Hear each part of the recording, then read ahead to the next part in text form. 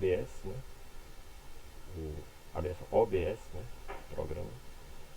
E aí depois eu vou disponibilizar o vídeo, é, caso alguém queira rever alguma coisa assim, quem for elaborar aí o pós, né? Esse tipo de coisa. Então, é tudo ok com o som? Tá beleza aí? Podemos iniciar.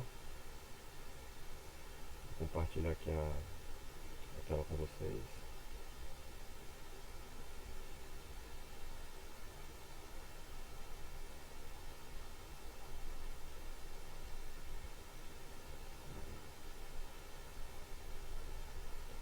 Então, tá aparecendo aí a minha tela para vocês, tá tudo certo? Podemos iniciar.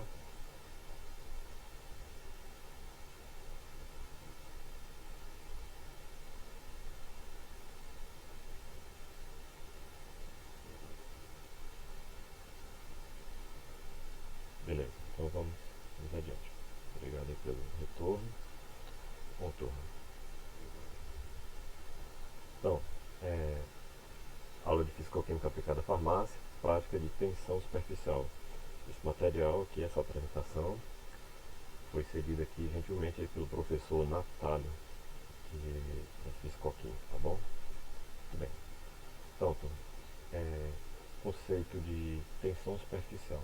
Inicialmente, a gente vai fazer algumas definições, algumas abordagens teóricas e depois tentar visualizar de forma um pouco mais prática como é que a gente pode aplicar esses conceitos, tá bom?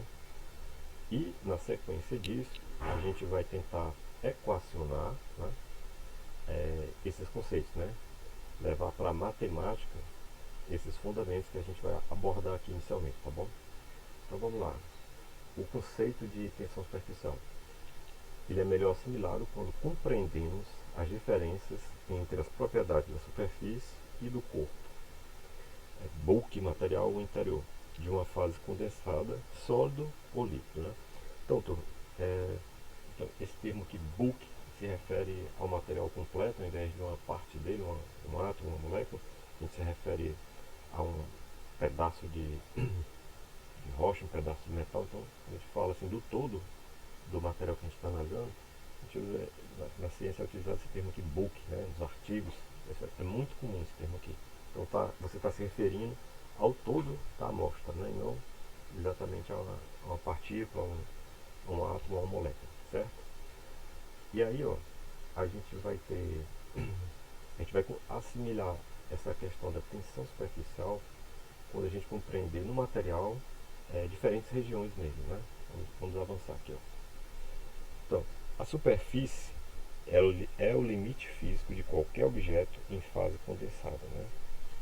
Aqui do lado direito do slide a gente tem uma figura que ilustra isso. Então, essas bolinhas mais ou menos laranja, combinado com esse amarelo mais claro, né? Essa camada aqui compõe a região da superfície, né? Essa daqui, azul, misturado com essa meio amarelada, também, só que agora superfície lateral. Mas, para além disso, a gente tem o interior, né? E qual a diferença entre a superfície e o interior?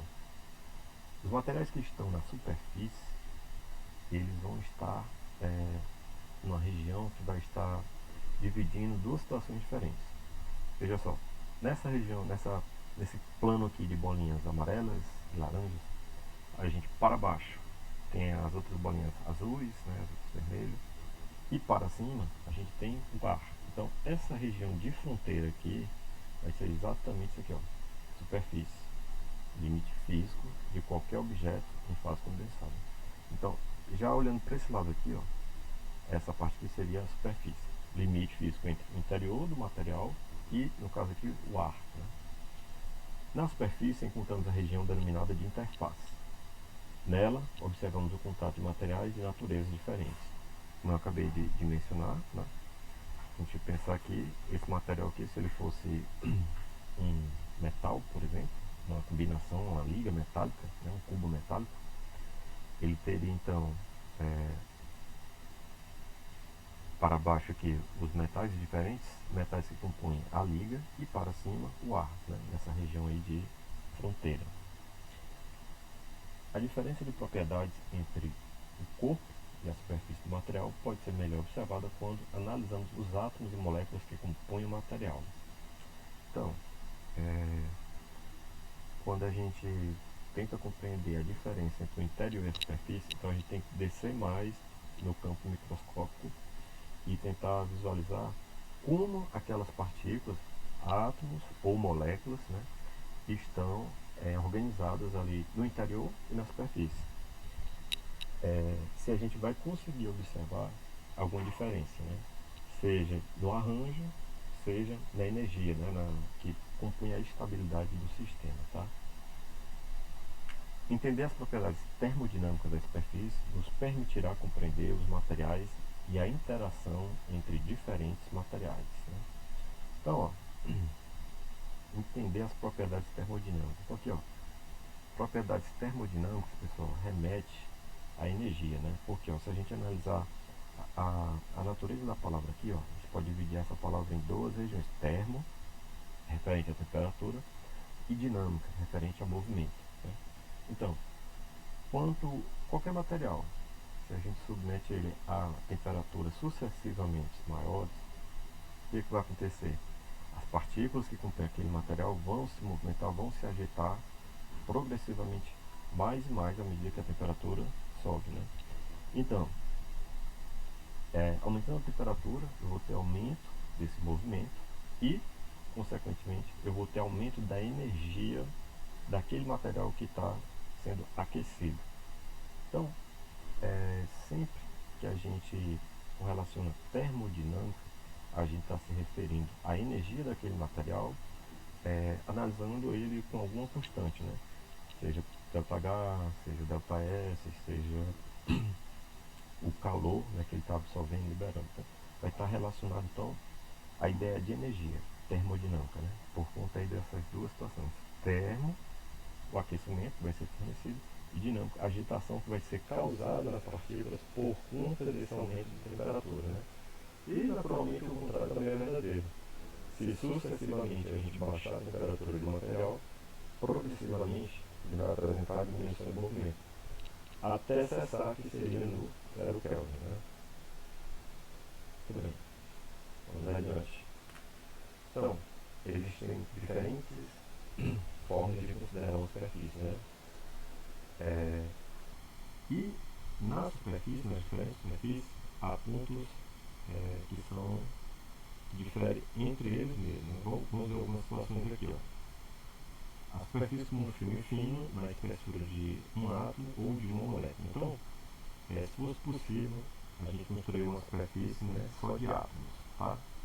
Vamos pensar de átomos de ferro, por exemplo. Né?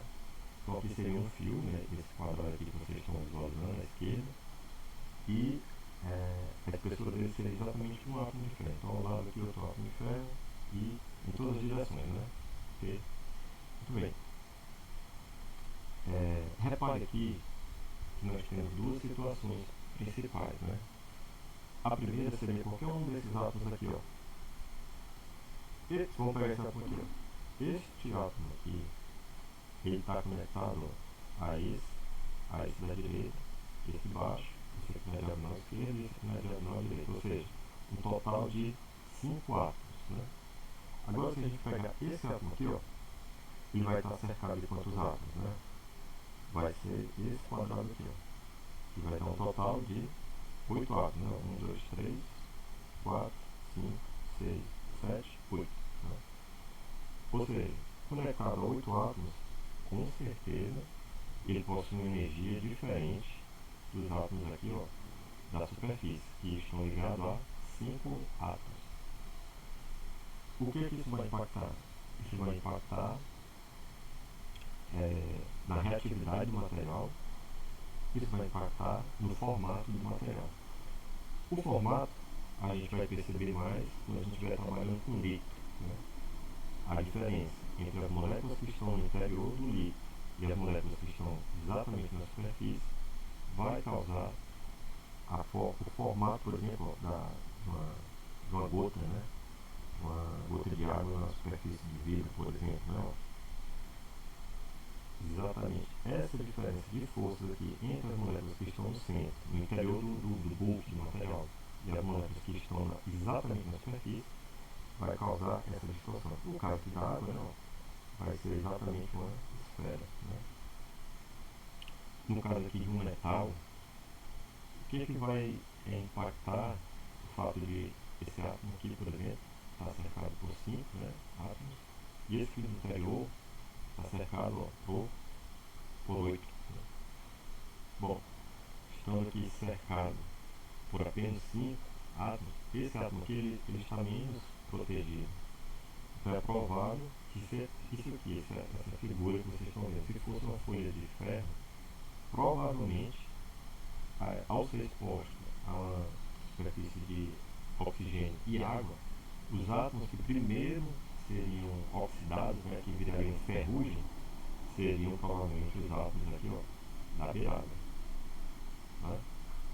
Isso seria uma forma de perceber o que impacta aí a questão dos átomos estarem em situações diferentes, energeticamente e organizacionalmente. Não, então aqui, ó, 8 átomos cercando este e aqui 5 cercando este.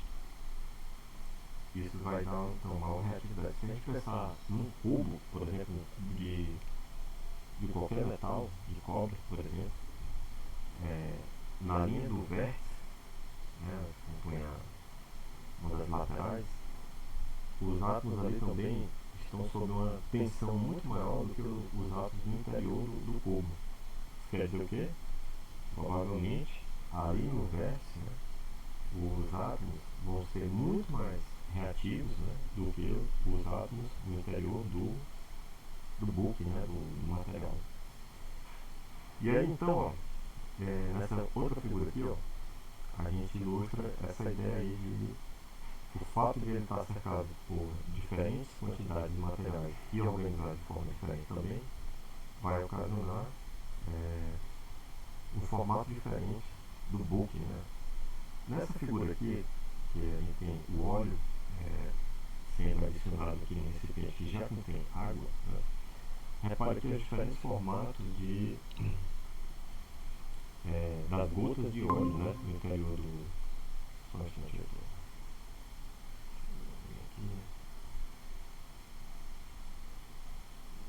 Não, tá. Achei que tinha chegado mais uma.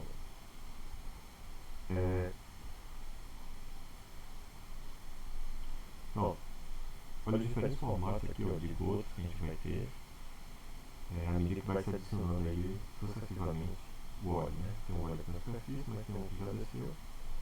Formaram-se algumas gotas aqui em diferentes formatos e a tendência dela neste caso aqui, o óleo vai subir porque ele apresenta densidade menor, né, que a da água. Né? Então, se fosse o contrário, a água é que subiria. Né? Aí aqui, ó, a gente tem um exemplo aqui de uma molécula de CO2, né, dissolvendo aqui numa superfície de platina. Né?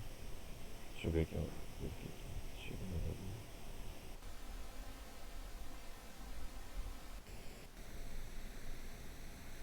Não tá. Deixa eu ver aqui para entrar. Então,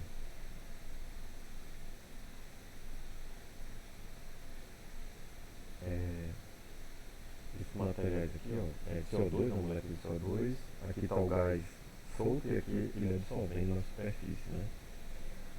Essa dissolção, pessoal, vai depender também da afinidade, não vai depender tão somente da superfície, da afinidade da molécula que está sendo exposta. No caso aqui, ó, nessa molécula de CO2, o carbono é no centro e os oxigênios nos extremos, né? Então, a parte polar vai interagir com essa superfície aqui. Nesse caso aqui, os átomos de platina que compõem essa superfície metálica aqui, eles têm uma certa polaridade, né? Mas se a gente pensar, por exemplo, nas células que compõem o corpo humano, a gente tem a membrana que envolve a célula, e ela é formada de lipídios e segue uma ideia parecida, né? Também pela diferente forma com que os átomos estão dispostos exatamente na fronteira, na superfície da célula, ela vai possuir aquele formato mais ou menos, sendo como se fosse uma elipse, né, deformada, né? E a gente tem outra coisa mais interessante que a gente vai detalhar mais à frente, que é a questão aquela dupla camada lá, polar numa região e apolar no outra, né? Na extremidade de fora apolar, no interior polar, né? E aí, ó, seguindo ainda essa ideia de organização, só um instante.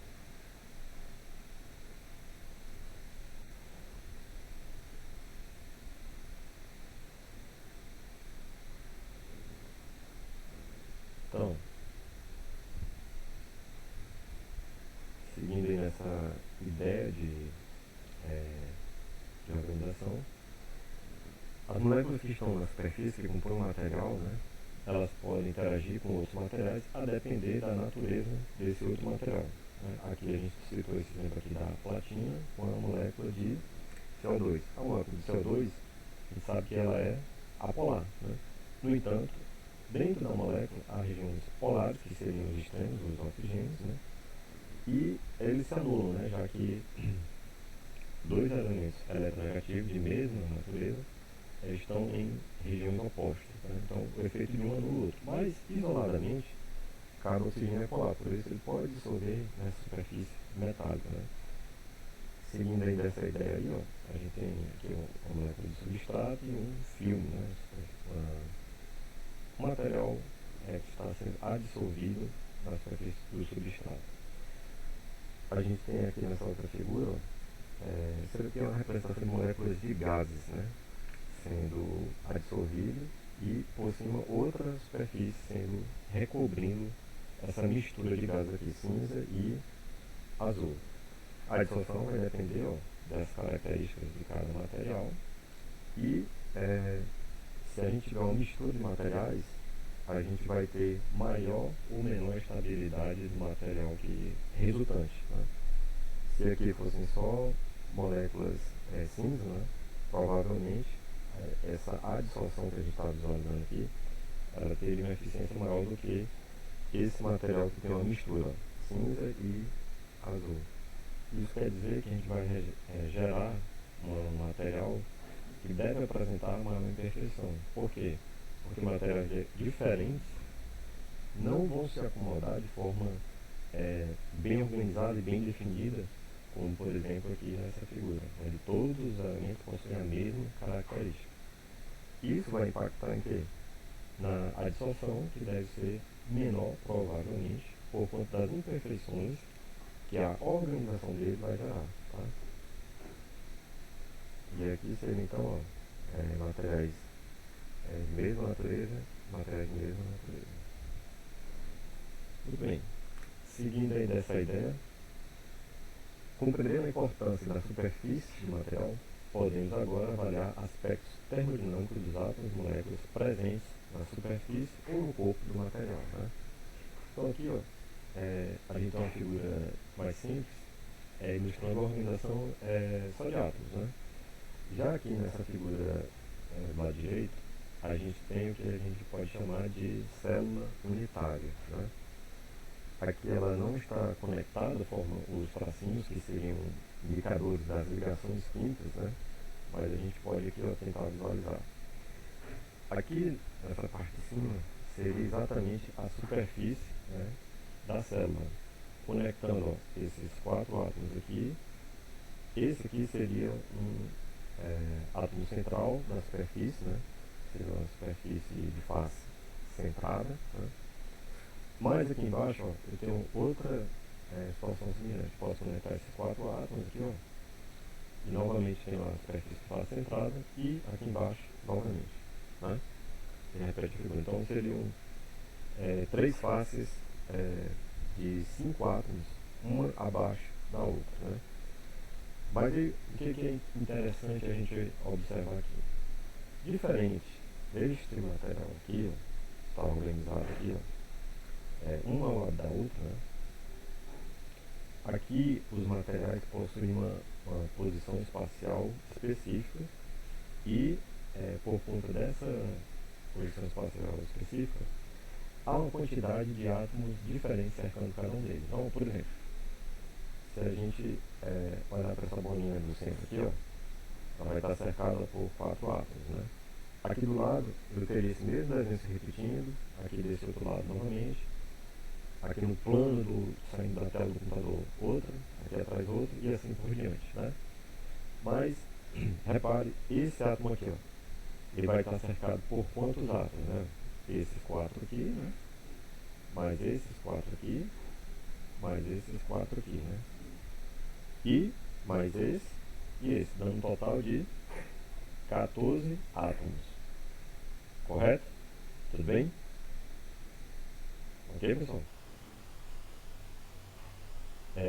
Já esse aqui, ó, se a gente olhar para essa figura aqui e imaginar, ao invés de uma fileira aqui que a gente está vendo de um fio, a gente visualizar 3, né? Uma ao lado da outra.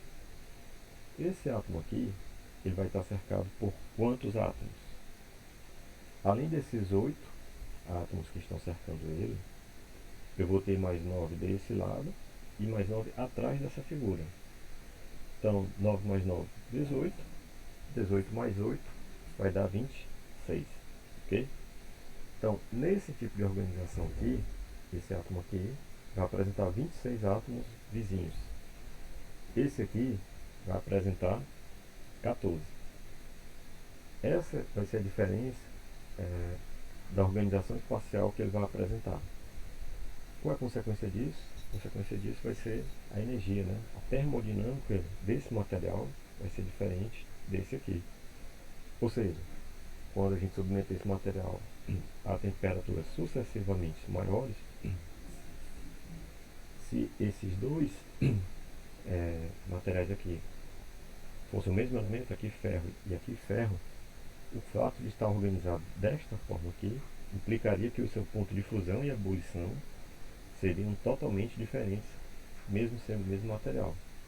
Isso por conta dessa organização espacial, ou seja, por conta da quantidade de átomos que vai estar cercando cada átomo no interior desse bulk, né, desse material. Tudo bem aí, pessoal? Algum questionamento, alguma dúvida? Podemos seguir aqui.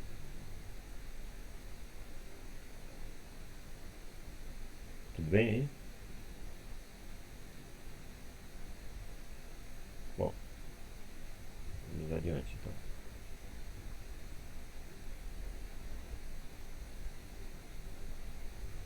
Então, por conta aqui dessa organização espacial, turma, a gente vai ter uma termodinâmica diferente, né? As características termodinâmicas do material vão variar bruscamente de um para o outro, mesmo que a composição seja a mesma, aqui só ferro e aqui nessa outra figura só ferro, ok? Essa é a primeira ideia. Vamos adiante.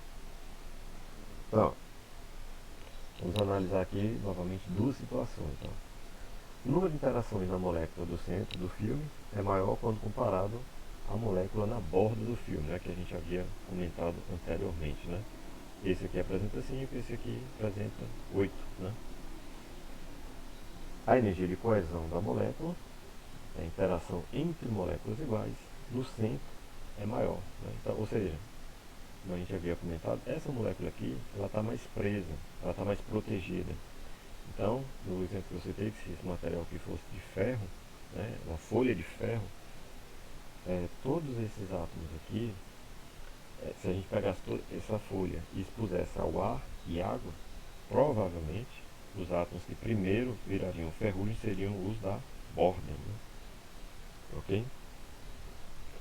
A estrutura ao lado pode representar qualquer fase condensada. Aqui foi considerado um aspecto sólido apenas para efeitos didáticos.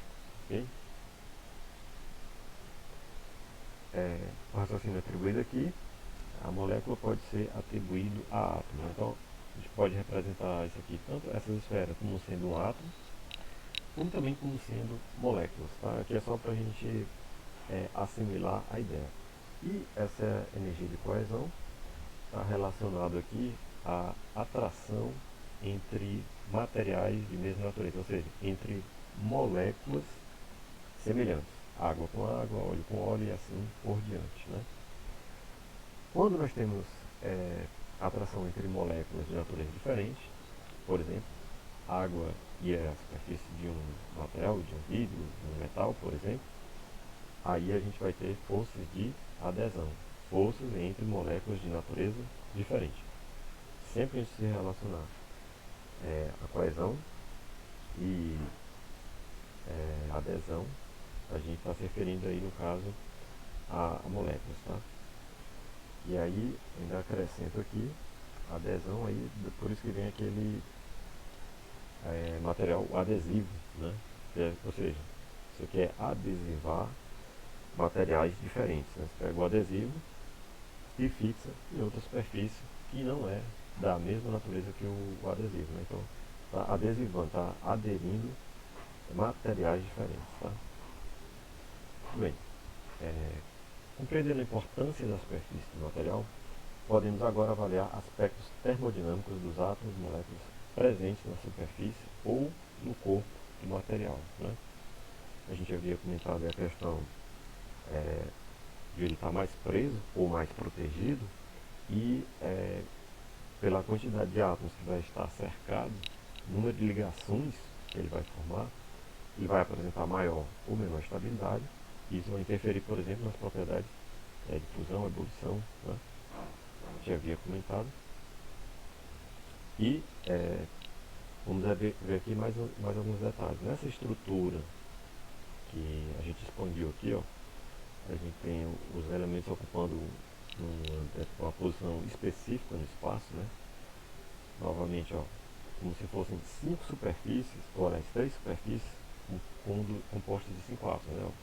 Que seriam os 4 átomos da fronteira e aqui o átomo do centro. Aqui novamente, ó, 4 átomos de fronteira e um átomo no centro. E aqui novamente, né? Bom, o número de interações da molécula no centro do material é maior quando comparado às moléculas na superfície do material. A molécula do centro apresenta 14 interações, a molécula da superfície apresenta 9. Né? Então, olha só, a gente já havia visualizado que esse átomo aqui está representado pelo C. A gente contou os átomos que cercam ele, daria um total de 14, né? E esse átomo aqui que representa, que está por S, né, representado por S, ele está cercado por quantos átomos? Supondo que essa face aqui que a gente está vendo seja a superfície do material, ou seja, depois daqui não tem mais, essa célula não se repete para cima, né? Só para os lados e para baixo. Então, aqui seria a superfície, né? Ele vai estar, esse átomo vai estar cercado desses 4 átomos aqui, mais esses 4 átomos aqui e mais esse átomo aqui, dando um total de 9 interações, né? Então, esse átomo aqui que está na superfície está apresentando não só número de interações diferentes, mas com certeza vai apresentar propriedades. Se eu pensar em termos de reação, provavelmente esses átomos aqui vão ser muito mais reativos do que esses átomos do interior aqui do bulk do material, né? As moléculas na superfície interagem mais com as moléculas de outra natureza, ou seja, se eu pensar naquele exemplo que a gente falou ali da adsorção de um gás, os átomos que receberiam a adsorção seriam, aqui seria a superfície, ó. Então a molécula de CO2 que iria interagir aqui, ela iria interagir com esses átomos aqui, né? Esses 5 aqui, ó. Eles aqui vão estar expostos a uma interação, a uma reação, né? Isso faz com que as forças e as energias de interação sejam diferentes entre as moléculas do centro da superfície. Então, se você pensar em termos de estruturas, porque um bloco de metal pode ser uma liga, pode ser um metal puro. Se você tentar bater naquele material para distorcer ele com uma marreta, né? Vamos pensar um bloco de uma liga metálica e você quer distorcer ele, Então, se você começar a desferir golpes mecânicos, né, na ponta, na extremidade do material, provavelmente a extremidade ela vai se deformar muito mais rápido do que se você começar a bater com a marreta no centro de uma barra de.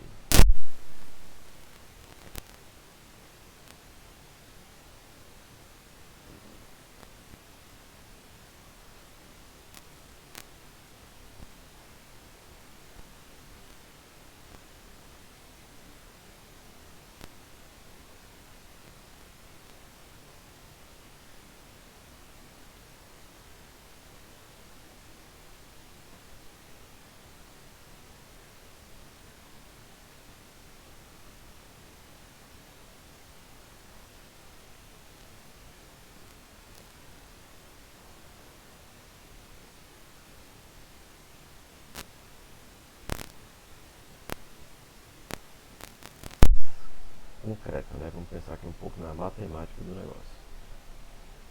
Então, considere apenas para efeitos qualitativos que a energia de interação entre duas moléculas seja E. Certo? Então, a interação entre um átomo e outro, ou entre uma molécula e outra, a gente vai denominar de forma qualitativa como sendo o valor E. Nesse caso aqui, só para essa situação, a gente vai desconsiderar a questão aqui da distância, tá? Então, ó, por exemplo, esse átomo aqui, ó, o S, interagindo com esse átomo aqui da borda, ele está a uma distância aqui, que eu não sei quanto é, mas com certeza essa distância aí não é a mesma dessa aqui, ó, ok? Que por sua vez não é a mesma desse aqui, ó, tá? Mas a gente vai desconsiderar essa questão da distância. A gente vai levar em consideração que a interação entre dois átomos quaisquer aqui, a gente vai denominar como sendo E, certo? Só para a gente assimilar a ideia. A molécula C possui 14 interações, né, aqui, né? Então, no caso aqui, eu não vou tratar como átomo, só como molécula. Logo, a energia de coesão dela seria, se, acabei de dizer aqui, ó, cada interação é E, ó, que tem uma interação, que tem outra, que tem outra, que tem outra, né? E outra, que outra, que outra, e assim por diante. Cada interação dessas aqui, independente da distância, eu denominei como sendo E. Pensando aqui no átomo C, na molécula C, a energia de coesão dele vai ser quanto? 14E. Ou seja, ele está interagindo com 14 moléculas, então vai ter um total de 14E. Cada interação equivale ao valor E. A molécula S possui 9 interações, ou seja, é um material que se encontra na superfície, né? Logo, a energia de coesão dela vai ser quanto? 9E. Já que cada interação equivale à unidade E. A coesão é maior, C, né, de C, é maior que a coesão de S, garantindo maior estabilidade termodinâmica às moléculas posicionadas no centro da fase condensada. Ou seja, quando a gente fala que maior estabilidade termodinâmica, eu estou afirmando aqui, ó, lembra que eu falei, termodinâmica remete à energia, né? Ou seja, essa molécula aqui, ela é menos reativa, ou seja, ela é mais estável do que essa daqui, ó, certo? A molécula S tem maior, a energia de coesão C é maior que a S, garantindo maior estabilidade termodinâmica às moléculas posicionadas no centro da fase condensada. Então, maior estabilidade em C, menor estabilidade em S. Menor estabilidade, ou seja, maior energia em S, menor energia em C. Qual é a consequência prática disso? Essa molécula S aqui, com toda certeza, é muito mais reativa do que a molécula C. Quanto mais instável, mais reativa, né? E aí, seguindo aí nesse raciocínio, ó, por apresentar menor estabilidade termodinâmica, a energia da molécula na superfície é maior que a energia da molécula no centro, né? Então, aqui, essa afirmação aqui, na verdade, repete esse raciocínio aqui, já está descrito na frase que é o garantido maior estabilidade termodinâmica, tá? As moléculas do centro. Vamos adiante. Pessoal, tudo bem até aqui? Alguma dúvida, algum comentário? Tudo certo? Alguém quer fazer algum comentário aí, alguma coisa? Vamos adiante, então. Pessoal, se alguém quiser se manifestar, comentar, tirar alguma dúvida, fique à vontade, tá bom? Bom, vamos seguindo aqui, ó. Então, por apresentar maior número de interações, a gente viu aqui que isso vai colaborar para maior estabilidade, ou seja, maior estabilidade implica em menor energia, né? Em relação a outra molécula do mesmo material que esteja na superfície, na fronteira. Por quê? Vai apresentar menor número de interações, ligações, consequentemente vai apresentar maior energia, ou seja, menor estabilidade. Então, comparativamente, S e C, o S com certeza é a parte mais reativa do material aqui que a gente está desenhando, né? Em outras palavras, deslocar uma molécula do centro para a superfície do material requer gasto de energia, né? Ou seja, por esse conjunto de afirmações que a gente acabou de fazer, se a gente quiser levar uma molécula do interior do material do book para a superfície, isso não vai acontecer de forma espontânea. Ou seja, isso vai requerer um gasto de energia para que isso aconteça. No caso do sólido, é mais complicado. Mas no caso do líquido, é mais fácil da gente visualizar. Um exemplo, quando a gente coloca água para ferver, né? Deixa eu fazer o café, coloca água para ferver. A molécula lá do centro, do interior da água, para ela evaporar, ela tem que vencer muitas moléculas até chegar na superfície, né? Isso quer dizer o quê? Que para ela evaporar, a molécula que está lá no centro do líquido, ela vai precisar receber energia. Ela não vai evaporar espontaneamente, né? A gente vai precisar fornecer bastante energia para que ela supere as interações até chegar na superfície. Ok? No caso do líquido, é bem mais fácil de a gente compreender e visualizar essa situação de deslocar uma molécula do interior do material para a superfície. No caso dos sólidos, isso requer mais energia ainda, né? Mas a gente teria que passar pelo processo aí de fusão e em seguida, né, ebulição, né? Então, um processo que requer muito mais energia e, portanto, é mais demorado também, né? Vamos aqui, ó. Então, ó, deslocar uma molécula do centro para a superfície do material requer gasto de energia, ou seja, não é um processo espontâneo. Nessa figura aqui do lado direito, turma, a gente tem uma figura que representa bem essa ideia de forma bem simples. Acabei de citar a questão da água, né? Que vai preparar o café. Primeiro ferve a água, né? E aqui, ó, já está ilustrado duas situações, né? Mas aqui no canto esquerdo, a gente tem uma molécula no interior do líquido sendo cercada, ó, por 6 moléculas, né? Isso aqui a gente está pensando em 2 dimensões só, né? Porque no caso vai ter um conjunto de moléculas aqui à frente da tela do computador e outro conjunto de moléculas atrás, né? Mas para a gente visualizar, vamos focar em 2 dimensões mesmo, tá? Então, essa molécula do interior, ela vai estar submetida à força de 6, na interação de 6 outras moléculas. Já uma molécula aqui na superfície, ó, ela vai estar sujeita a 4, né? Ó, de acordo com essa ilustração, em que a gente está supondo, ó, um arranjo de 6 moléculas no total para uma molécula no interior. Na superfície, então, ó, essas 3 aqui vão estar na superfície, exatamente na superfície, e essa do meio aqui, ela vai estar cercada por 4 moléculas, né? O que vai acontecer? O mesmo material aqui está sob tensão diferente, ele está num arranjo diferente, portanto, vai apresentar uma quantidade de interações diferente, aqui 6, aqui 4, e a consequência disso, ok? Essas moléculas aqui, elas são mais instáveis, né? A gente viu no slide anterior, moléculas do interior do bulk é mais estável termodinamicamente, e vai ter uma consequência aqui. Nesse caso aqui do líquido, ainda vai ter a possibilidade de deformação da superfície, né? Que a gente pode representar, visualizar aqui, ó, nessa ilustração aqui, ó. Olha a gota aqui, ó, se formando, né? Ó. Repare que quando a gota se forma, ela tende ao formato esférico, né? Ela não fica exatamente esférica, mas ela tende ao formato esférico, né? Esse formato esférico ele vai ocorrer por quê? Justamente por conta disso aqui, ó.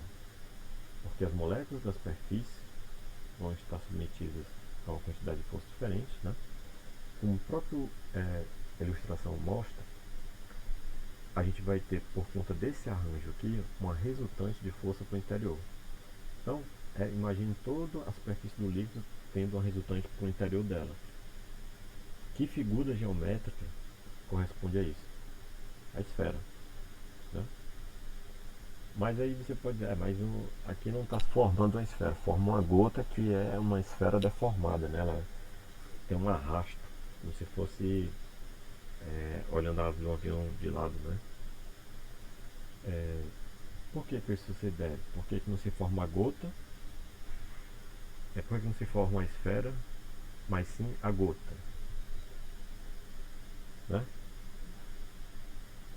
Pelo conjunto de forças, se a superfície for igual, então qualquer canto da superfície, teoricamente, é para apresentar, ó, 5 moléculas, e a molécula do centro vai estar sobre a interação de 4, né? 4 outras moléculas. Qualquer canto da superfície é para ter esse arranjo, esse conjunto de forças. Então, teoricamente, a superfície deveria ser igual e, portanto, a figura geométrica final deveria ser uma esfera.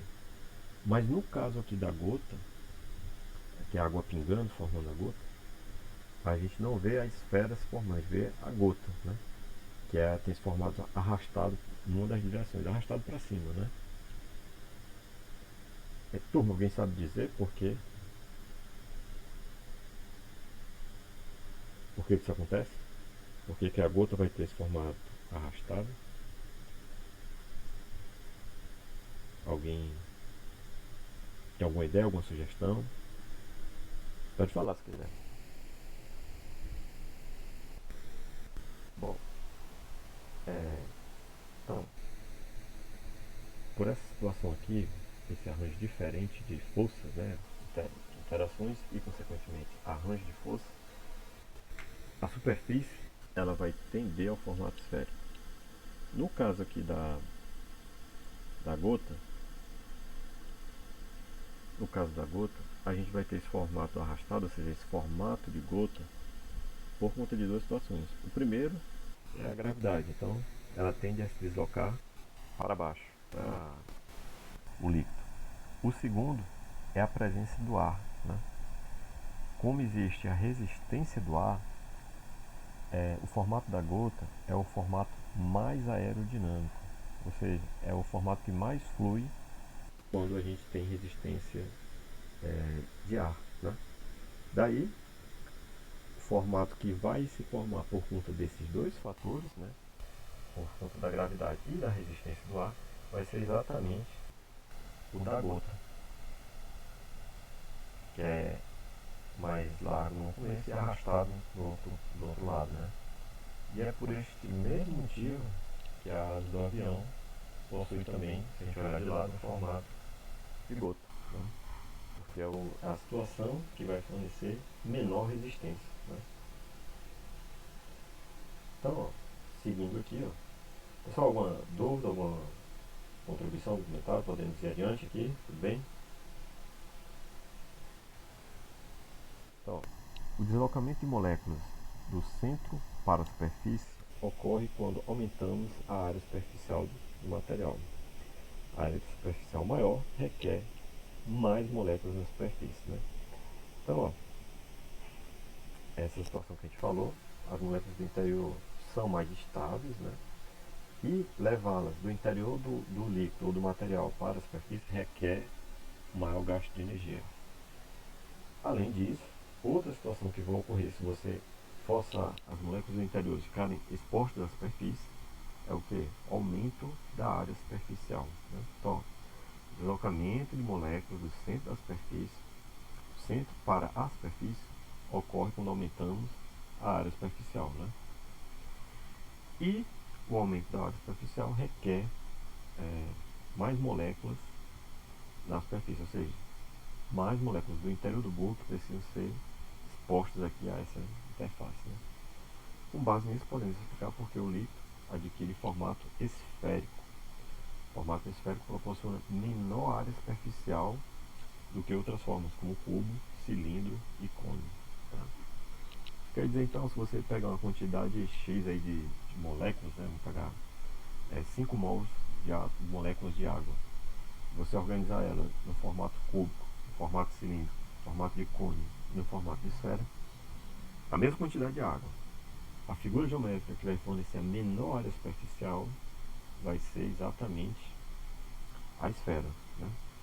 E esse arranjo ele é obtido naturalmente por conta aqui, ó, essa diferença de força aqui em que as moléculas da superfície vão estar, né?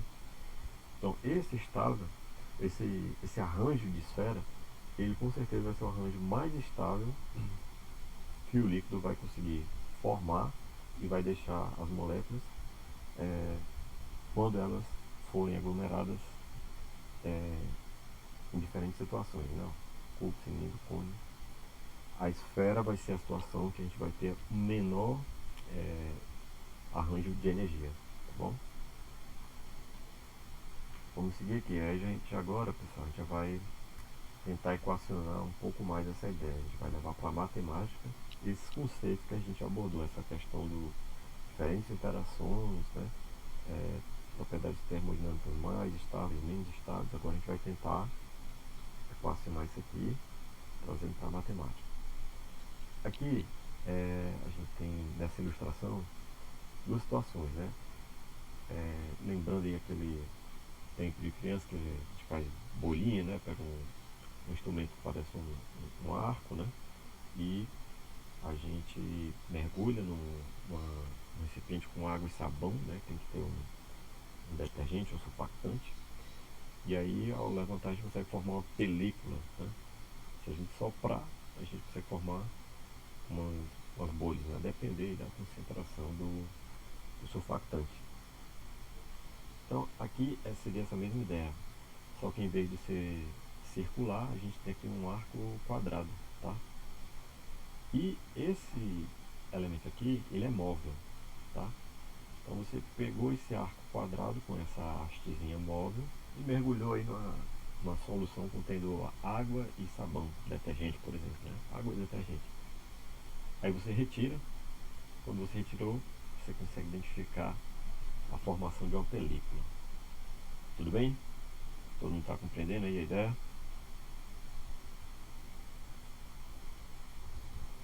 Tudo certo aí? Aí, turma, a gente pega agora esse arco aí, ó, e que tem essa haste móvel, e a gente desloca ele para frente, ó, uma quantidade aqui denominada dx, né? Então estava já nesse formato retangular aqui, e a gente deslocou ele para frente, essa hastezinha móvel, e a película que já havia se formado, ela continua ainda, ela se mantém, porém ela vai estar mais fina, né? Já que agora eu estendi ela, eu puxei ela, né? Deslocando aqui para frente de uma distância aqui denominada de dx, tá? O que a gente pode falar a respeito disso? O que foi que aconteceu aqui? No momento que eu fiz esse deslocamento da haste aqui, ó, desse desenho da esquerda para esse da direita, eu desloquei para cima aqui, ó, a película ela se manteve, mas com certeza ela ficou mais fina, porque aqui a quantidade de átomos é a mesma, né? De moléculas é a mesma. A quantidade de moléculas que eu tenho na figura da esquerda é a mesma que eu tenho aqui do lado direito. Mas agora eles estão ocupando uma área maior, né? Aqui eu não dei valores, mas esse comprimento aqui se manteve, esse aqui ele aumentou. Então a mesma quantidade de material agora está ocupando uma área maior. O que foi que aconteceu então? Exatamente o que foi dito no slide anterior. Os átomos, ou as moléculas que compunham o interior da película, agora foram levadas à superfície. Mas para que isso ocorresse, foi necessário que eu fizesse uma força para cima, ou seja, deslocasse a haste aqui para cima. Isso não ocorreu espontaneamente, ou seja, se eu tivesse deixado a haste lá parada, provavelmente ela não ia se mover para frente esse DX. Mas aí eu fui lá, gastei energia, ou seja, adicionei energia ao sistema. O que aconteceu? A película aumentou de área. Se a película aumentou de área, isso quer dizer o quê? Mais moléculas que estavam no interior dessa película aqui foram para a superfície da película, dessa nova película aqui que se formou. Tá? Aí vamos analisar agora matematicamente o que foi que aconteceu. Energeticamente, a gente sabe que foi necessário um gasto de energia para retirar moléculas do interior do líquido, né, da solução, aliás, para a superfície. Né? Aí vamos aqui, ó. Antes do aumento da área superficial, temos uma área inicial que a gente chama aqui de AI. Né? Após o aumento da área superficial, temos uma área final maior, que a gente vai chamar de AF. Como visto antes, o aumento da área superficial requer deslocamento de moléculas do centro do líquido, né, da solução, para a superfície. A energia envolvida pode ser relacionada ao trabalho necessário para aumentar a área superficial. Já que eu fiz esse deslocamento, já que eu adicionei essa energia, eu realizei um trabalho, né? Houve um gasto de energia. O trabalho é diretamente proporcional ao aumento da área superficial. Né? Então, o trabalho que a gente pode denominar como sendo DW, né? E o alfa que representa proporcionalidade entre o trabalho e o aumento de área. Né? Então, a variação do trabalho proporcional à variação de área.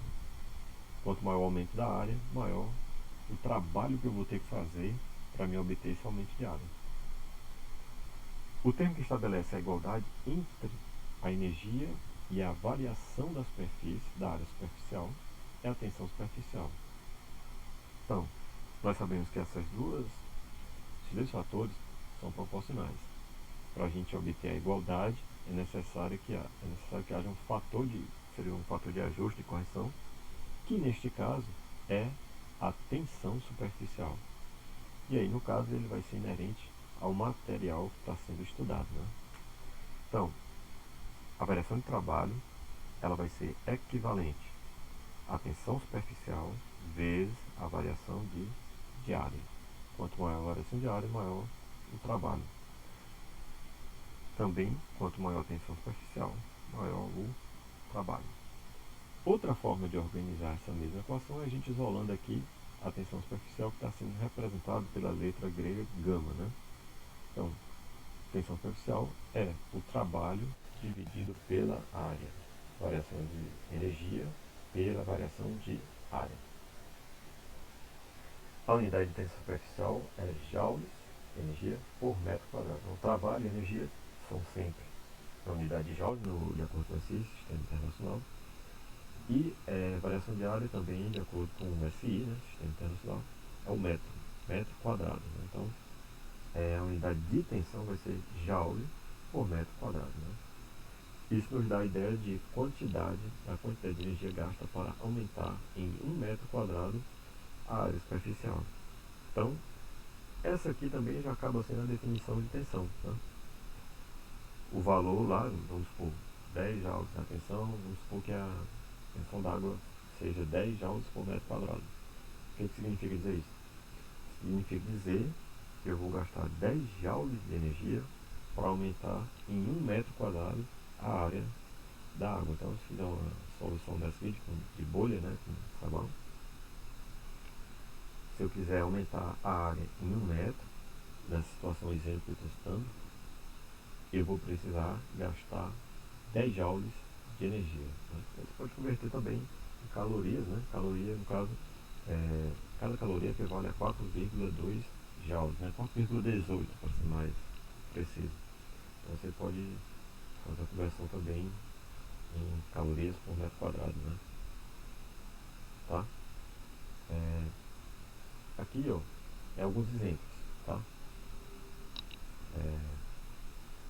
Alguns materiais e a sua respectiva tensão em milijoules por metro quadrado, né? Então tá aqui, ó, a água, pessoal. A tensão dela é 72,8 milijoules por metro quadrado. O etanol, 22,8. Aí se eu tiver uma mistura, uma combinação etanol, água e etanol, 40% etanol, 60% água. Quanto é que vai ser a tensão dessa solução, dessa mistura? 29,6. Turma, aqui, ó, sempre que a gente tem dois materiais em combinação, com potenciais diferentes, né? No caso aqui, esse potencial que eu me refiro referente à tensão superficial, né? Perceba que o da água é bem mais elevado que o do etanol. Ele é mais de 3 vezes maior. Da água, a tensão superficial da água é 3 vezes maior do que o do etanol. Então isso quer dizer que para deslocar 1 metro de aumentar a área dessa figura aqui, por exemplo, né? Fazendo essa bolhazinha, para aumentar da água 1 metro quadrado, eu vou gastar 3 vezes mais energia para aumentar o mesmo metro quadrado no etanol. Então a água em relação ao etanol eu vou gastar 3 vezes mais energia, né? Quando eu faço uma combinação de materiais, no caso que é etanol e água, repare, ó, um maior que o outro, repare que um tende a aumentar o outro material e o outro material tende a diminuir o 1, né? E aí eles se encontram em algum ponto, a depender da composição. Então a água tende a elevar o etanol, a resistência dele, para um ponto maior, e o etanol tende a diminuir da água. O fator resultante é um fator intermediário e vai ser dependente aí da composição, né? Provavelmente, se aumentar aqui a composição do etanol, esse valor aqui ele vai ficar mais próximo de 22. Se aumentar a composição da água aqui, esse valor vai cada vez mais se aproximar de 78,8. Por fim, ó, eu tenho aqui a acetona, que tem resistência aos 23,7, um pouco maior do que o etanol. Isso aí vai depender um pouco também aí da composição, né, do material, porque eles vão apresentar polaridades diferentes, né, massas diferentes, né, quantidade de elétrons diferentes, e tudo isso aí vai refletir em quê? Nas interações, né? Mas aí eu queria chamar a atenção ainda para essa questão da combinação, que o fator vai ser intermediário entre os elementos componentes, né, ficando mais próximo do elemento que está a depender aí da composição, né? Essa composição vai influenciar bastante aqui no resultado final. Sendo que um vai tentar elevar, o outro vai tentar baixar, e aí eles vão se encontrar em algum ponto a depender aí dessa mistura, desse fator aqui de mistura, tá bom? Então aqui, ó, só reforçando, né, observe que a água possui tensão superficial mais elevada comparado aos outros líquidos, né? E isso aí, como eu citei, vai se dever ao quê? Depende de vários fatores, né? Mas a gente pode elencar aqui alguns. A composição, o arranjo, né, do próprio material. No caso, a água, ela tem uma molécula polar, a molécula é angular e polar, né? Além disso, a ligação é a ligação de hidrogênio que vai estar presente, oxigênio e hidrogênio, que é extremamente polar, né? Aí tem a quantidade de elétrons que pode influenciar, né? Sempre aumentando, quanto mais elétrons, maior vai ser a interação entre duas moléculas, né, iguais, né? A massa também dos materiais também vai ser levada em consideração. E aí, ó, eles comentaram aqui, a tensão superficial tem relação com as forças intermoleculares. No caso da água, essas forças são relativamente fortes por causa das ligações de hidrogênio, né? No caso do etanol, a gente tem aqui, ó, ele tem a presença também da ligação de hidrogênio, porém é só em um lado da molécula. O etanol vai ser a presença do grupo etil, né, 2 carbonos, e um grupo OH, né? Então, em um lado da molécula a gente tem a presença, ligação OH, mas do outro lado a gente já tem uma molécula de natureza apolar, né? Então, ó, cai drasticamente aqui a tensão, né? Ou seja, a interação ela vai cair drasticamente entre uma molécula e outra. Já no caso da água, é polar dos dois lados, né? Ó, oxigênio, hidrogênio, oxigênio, hidrogênio. Aí, ó, a interação vai ser muito mais forte, né? E por conta da própria simetria, o próprio o formato da molécula angular vai favorecer o arranjo com que as outras moléculas semelhantes a ela vão se organizar, o que vai com certeza dar maior interação final entre todos os elementos componentes. O resultado final disso é uma elevadíssima tensão superficial, né? Bem, aí aqui, ó, algumas situações que ilustram esses fatores aqui, ó, né? O alto valor da tensão superficial da água nos permite entender alguns fenômenos do cotidiano, né? Aquela questão do inseto conseguir andar sobre um filme de água, né? Uma película de água, né? Ele não afunda. É possível também um clipe, ó, boiando na água, né? E aí essas duas situações aqui, elas vão ser um reflexo exatamente aqui, ó, desse fator, dessa propriedade aqui, a elevadíssima tensão superficial que a água possui. Se esse mesmo inseto aqui tentasse andar sobre a água, sobre o etanol, aqui é sobre a água, né? Mas se esse mesmo inseto aqui, né, mesma massa, tentasse andar sobre um mesmo recipiente contendo igual quantidade de etanol, provavelmente ele afundaria. Ou seja, nesse exemplo aqui, o peso do inseto não é suficiente para romper a tensão superficial, portanto ele não afunda, consegue andar, né? Mesma ideia aqui do clipe. Já se a gente mudasse o líquido para etanol, provavelmente ele afundaria, né? Além do cheiro que ia matar ele, né? A mesma situação lá de aquela passagem, acho que é a passagem que o pessoal fala, que Jesus caminhou sobre a água, né? Provavelmente ele aumentou a tensão da água ainda mais do que isso na ocasião, e isso permitiu que ele caminhasse sobre a água, né? Tá certo? Muito bem, vamos adiante. Pessoal, algum comentário?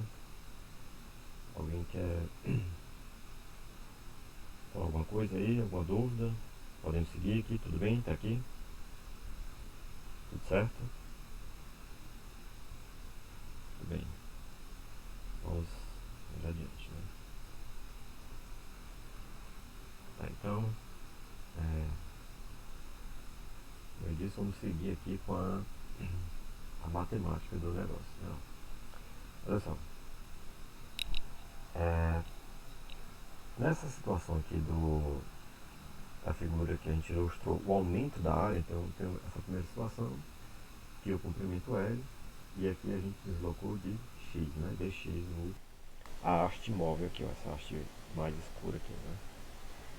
A variação da área superficial está relacionada à variação da altura dx do fio, né? Ou seja, então o aumento de área, né? Variação de área, vai estar relacionado aqui a esse aumento aqui, porque foi o único fator que a gente aumentou. Esse aqui, ó, se manteve, né? Então só houve modificação nessa variável aqui, nessa direção para cima. Então, como é que a gente pode equacionar esse aumento de área?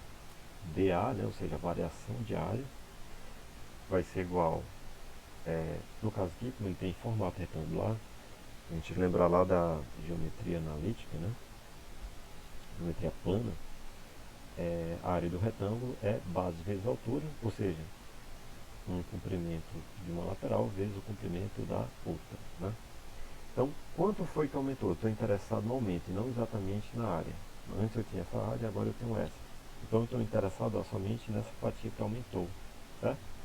Daí, então, o dA vai ser o comprimento, que vai ser o mesmo, mais a quantidade que variou. A quantidade que variou foi isso aqui, ó, essa componente dx. Então, L vezes dx, né, que é o quanto a gente aumentou essa área. No caso aqui, a gente tem que considerar ainda a questão da face, né? Esse aqui é um arame fino, como a gente havia citado, né? Um arco retangular, e exatamente como a moeda tem duas faces, né? Então esse aumento de área vai ocorrer ao mesmo tempo em duas faces, em duas laterais, né? Daí então o aumento total vai ser de quanto? Duas vezes esse valor que a gente havia calculado, L vezes dx. dA igual a duas vezes L vezes dx. Isso porque estamos aqui nas duas faces desse arco retangular, né? O trabalho pode ser determinado em função da força aplicada para aumentar a área superficial e da variação do deslocamento dx, né? Então, dW, que é trabalho, né? Vamos representar o trabalho como sendo W. Então, a variação dele nós vamos chamar de dW. E essa variação desse dW vai ser quanto? A força que eu apliquei aqui para fazer esse deslocamento, vezes o deslocamento, né? Então, substituindo essas duas últimas equações, nós temos, então, a gente viu que dW vai ser igual ao que, ó, a tensão superficial vezes a variação de área, né? Ou seja, a força vezes a distância, o deslocamento que a gente promoveu, vai ser igual a tensão superficial vezes a área. Quanto é que é a área? Nós vimos aqui, ó, dA igual a L vezes dx. Então, a área total, né, duas vezes, né, L dx. Então, F dx é igual a gama vezes 2L dx. Isolando aqui a força, né, a gente pode cancelar esse dx com esse dx. Vai ficar então o resultante, ó, 2 vezes a tensão vezes o comprimento. Isolando o gama, que é a tensão superficial, a gente vai ter então que a força dividido por 2L vai ser igual a tensão. Portanto, a unidade vai ser o que? Força em Newton, e o L é uma unidade de comprimento só, né? Então é metro, no caso do SI. Portanto, a unidade no sistema internacional da tensão superficial, ela é Newton por metro. Tudo bem, pessoal? Tudo bem com esse equacionamento aí? Alguma dúvida, alguma questão? Ou a gente pode seguir aqui? Tudo bem. Vamos adiante. Então, ó, aqui vem então o trabalho gama vezes dA, né? A gente substituiu quem é o trabalho, dW, força vezes dx, quem é o dA, 2L dx, né? Então, Fx é igual a 2 gama vezes L, gama é igual a Fx sobre 2L, ou seja, Newton por metro, a unidade aí da tensão superficial. A equação mostra que a tensão superficial atua como uma força que age contra o aumento da área superficial. Termodinamicamente, a gente já havia entendido isso. Por quê? Porque a gente viu que a molécula do interior é mais estável, para a gente levar ela para a superfície a gente gasta mais energia, né? Ou seja, há uma tendência, esse fato de a superfície estar num arranjo de moléculas, as moléculas do interior num arranjo diferente. Se você tenta levar essa molécula do interior para a superfície, você vai ter um gasto de energia, ou seja, traduzindo, né, a tensão superficial vai atuar resistindo a esse movimento, ou seja, resistindo a levar moléculas do interior para a superfície. Então atua como força que age contra o aumento da área superficial, né? As unidades que é Din por centímetro e erg por centímetro quadrado. Din é força por centímetro e erg é energia por centímetro quadrado. Essas unidades aqui são usadas mais comumente em outros países, né?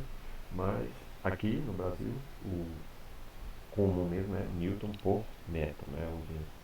Os equipamentos que a gente utiliza, ele já vem calibrado aí nessa unidade aí, já vem ajustado aí para vir fornecer informação nessa unidade. Bom, vamos seguindo aqui, ó. Análise da força F aplicada para aumentar a área superficial pode ser utilizada para determinar a tensão superficial. Então, ó, vamos aqui, ó. Como é que a gente pode fazer a determinação dessa força F? Como é que a gente pode medir essa força F que resiste aí, né, o aumento da área superficial? Para esse fim aí, turma, a gente tem o tensíômetro do Noy, né? Escreve desse jeito aqui, ó, DONOU e com o tremãozinho aqui. E a gente usa o método da gota, né? Como é que é isso? Vamos discutir apenas a determinação utilizando o tensiômetro, né? Então, como é que funciona isso aqui, ó? Aqui a gente tem um tensiômetro que ele é mais mecânico, tá? Semelhante lá ao polarímetro, né? A gente põe a amostra, a gente vai girando aqui, vai ajustando e vendo aqui a situação ponto a ponto. Aqui nessa figura aqui, a gente tem um recipiente de vidro, que a gente está vendo aqui, ó, vermelho, e a gente vai mergulhar o equipamento, que é esse arranjo de arame, né? Tem como se fosse um prisma de base circular, né? E aqui em cima uma pirâmide, né? Formaria mais ou menos uma pirâmide. E como é que vai ocorrer isso? A gente vai mergulhar, ele vai formar uma película, a gente vai perceber aqui, ó, a formação dessa película, e a gente vai girando aqui até perceber o momento que essa película vai se romper. É na iminência dela se romper, a gente vai conseguir determinar essa força aqui, ó, em newtons por metro, tá? E aqui a gente pode ir girando até mergulhar e depois a romper essa película. A gente vai ver melhor, mais calma, mais à frente. E, como eu falei, esse equipamento aqui ele é mecânico, ou seja, você vai graduando ali, né, pouco a pouco, tá? O equipamento que está disponível para a gente no laboratório de graduação, ele é eletrônico, né? Aqui a ilustração dele, né? Aqui é onde fica o recipiente. Aqui, ó, está um pouquinho escuro, mas essa figura aqui, esse equipamento, ele está bem aqui, ó. E aqui a gente só vai selecionar o arranjo que a gente vai trabalhar, dar o play, né? Acionar o início, e ele já vai fazer a medição. A gente não vai fazer nenhum cálculo, tá? Aí vamos aqui, ó. Aí vamos ver como é que funciona agora esse cálculo que o equipamento eletrônico faz, né? E que o equipamento mecânico mostrou ali na figura, né? Como é que funciona esse procedimento, tá? Vamos tentar entender isso agora. A variação da força com o movimento do anel durante o mergulho e a retirada do líquido, né?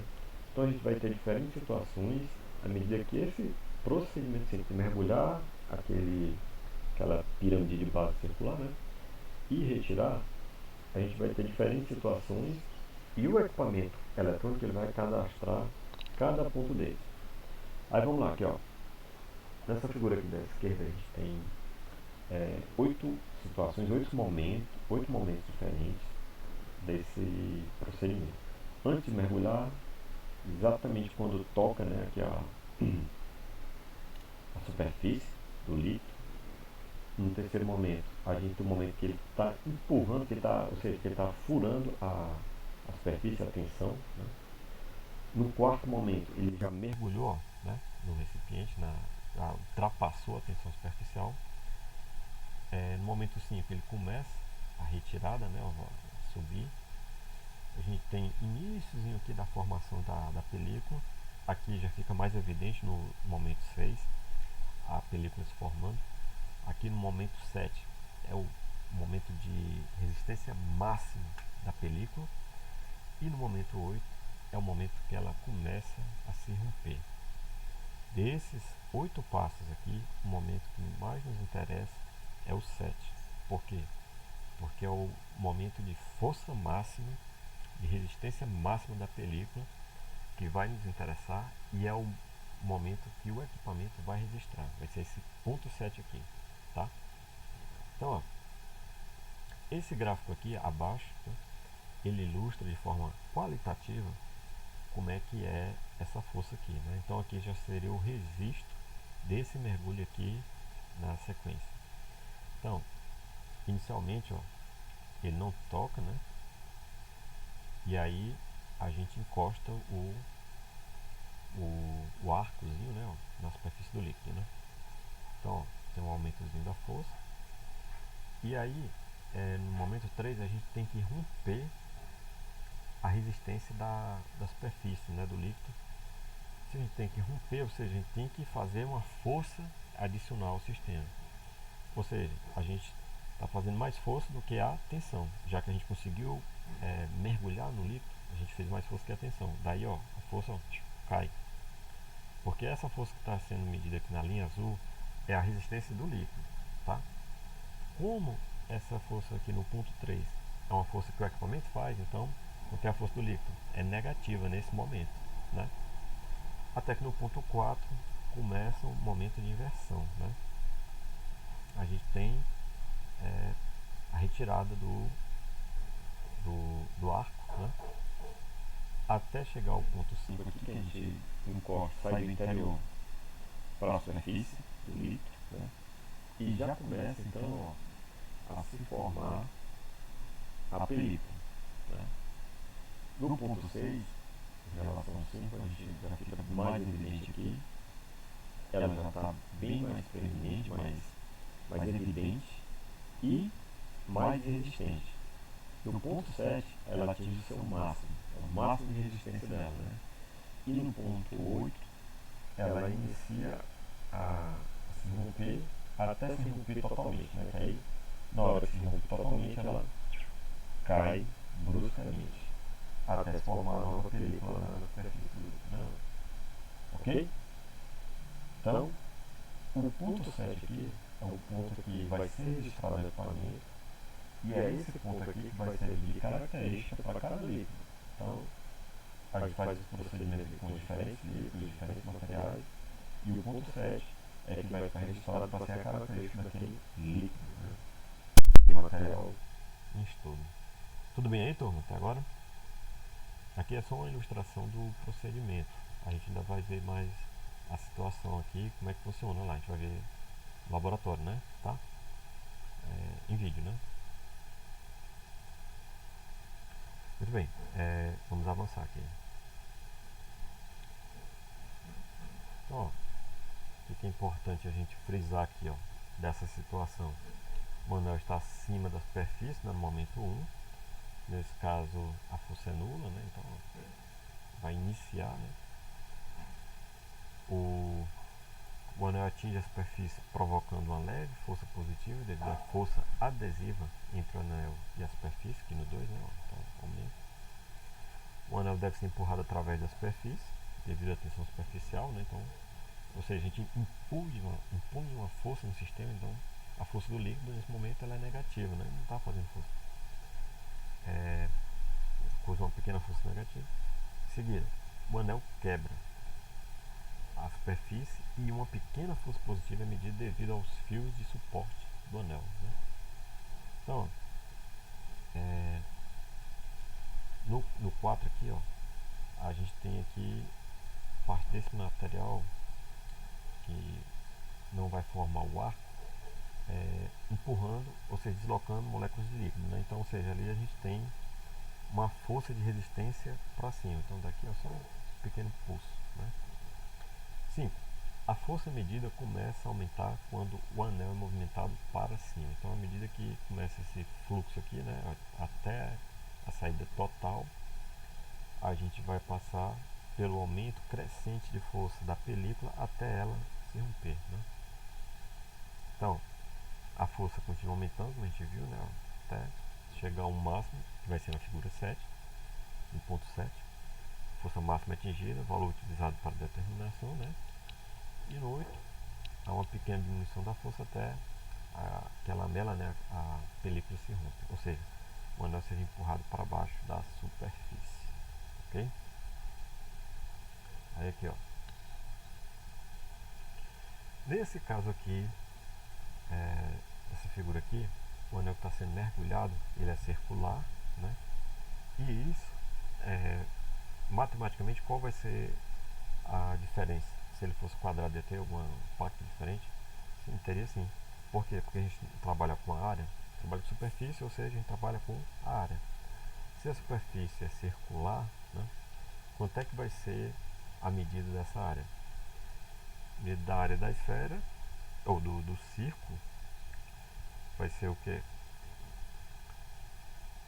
O comprimento total da esfera, né, ó, que é 2πr, né, se a gente lembra novamente lá da geometria plana, né? E aí a gente vai aplicar isso aqui, ó, na equação onde o F é igual a 2 gama L. A gente deduziu essa equação no slide anterior, né? E teceu alguns comentários. Então, se o L é 2πr, vou substituir aqui, ó. Como é que vai ficar essa equação? 2π gama vezes 2πr, né? Apenas substituir no L o valor do comprimento do círculo, né? Que é 2πr, né? Seguindo, a gente tem que a força vai ser então igual, só organizando aqui, ó, 2 vezes 2, 4, não, 4 gama vezes πr, né? Então, na equação é adicionado um fator de correção, porque os raios interno e externo do anel são diferentes devido ao formato do líquido. Então, essa película que se forma aqui, eu tenho aqui o raio interno do anel e tem o raio externo. A diferença é mínima, mas nesse caso aqui, isso aqui vai impactar no cálculo. Ou seja, a película de fora vai ser um pouquinho diferente, vai ser um pouquinho maior, né, o comprimento da película de fora, maior que o comprimento da película de dentro, né? Com isso, para a gente ajustar essa equação, a gente usa um fator de correção, devido a essa diferença mínima aqui entre o raio interno e o raio externo desse círculo aqui, ó, tá? Aí, muito bem, ó. Tudo bem até aqui, pessoal? Alguém quer fazer algum questionamento? Tudo certo? Tá, então vamos adiante, né? Então aqui, turma, a gente tem o equipamento que está disponível para a gente fazer o trabalho lá no laboratório de graduação, tá? Como eu havia dito para vocês, ele é digital, né? Ele é eletrônico, né? Não é mecânico como o primeiro que eu mostrei aqui no slide. Aí aqui, ó, é o display dele, onde a gente vai selecionar a unidade e tal. Aqui é a fonte para a gente ligar ele na energia. Aqui é onde ele vai ter a parte mecânica dele, que executa a força, mergulha e retira o ar. Mais abaixo, um recipiente que contém o becker, né, onde vai ter o líquido, né, que a gente vai analisar. E aqui, ó, em outro ângulo, esse rotor aqui é só para a gente subir e descer esse suporte que contém o becker com a amostra, tá? Aí aqui, ó, o aramezinho quase não dá pra ver, que o fundo aqui é preto, né? Ele fica guardado aqui nesse recipiente. E a gente usa uma tampinha, né? Que todo precisa ser o mais limpo possível, né? Para não interferir na amostra, né? Aí vamos lá. Ó, alguns fatores podem modificar o valor da tensão superficial: temperatura, dissolução de outros compostos no líquido. Por que a dissolução de outros compostos no líquido vai interferir? A gente viu naquela tabela lá que estava o etanol, a água, né? Que a depender, cada material tem a sua unidade lá, a sua quantidade de resistência, a sua tensão, mas quando eles são combinados a gente viu que há uma modificação dos valores, né? O valor final de uma mistura é diferente dos materiais isoladamente, né? E aí, ó, a dissolução de outros compostos no líquido vão modificar o valor da tensão superficial, né? Além da temperatura, né? Muitas das vezes o foco é avaliar os compostos dissolvidos tendo como parâmetro o valor da tensão superficial solvente. Um exemplo é a determinação da concentração micelar crítica de surfacantes, ou seja, tensoativos, né? Os tensoativos podem ser classificados em umectantes, detergentes, emulsionantes, solventes. Então, umectante, emulsionantes, eles são muito utilizados, pessoal, na área de cosméticos, né? shampoo, creme, essas coisas aí, esses materiais aqui vão dar aquelas propriedades de gel, né? Vamos dizer assim, de creme, né? Deixa aquela consistência lá aderente à pele e ao mesmo tempo um tanto pastoso. Né? Então eles são fortemente utilizados aí na área de cosméticos. Tá? As moléculas de tensoativos possuem uma estrutura Rx, né? Ou seja, a gente pode dividir a estrutura do tensoativo em duas partes, onde o R vai ser uma cadeia carbônica, geralmente hidrocarboneto, então ele varia de 8 a 18 átomos, e essa parte aí também vai ser denominada de parte apolar. Né? Já o X é o grupo cabeça, denominado também de polar ou iônico, dependendo da natureza do surfactante, humectante, detergente. Esses compostos são conhecidos como moléculas anfipáticas. Tá? Isso quer dizer o quê? Que eles possuem na sua estrutura natureza polar e apolar. Ou seja, eles podem interagir ao mesmo tempo com a molécula polar e apolar. É muito fácil lembrar isso aqui, turma, na questão do detergente, né? Como é que a gente consegue remover a gordura é, do, da louça, né? Um prato, um copo? A gente sabe que a água é polar, sabe que as gorduras são apolares. E mesmo assim a gente consegue remover, com a utilização de detergente, a gente consegue remover a gordura da louça.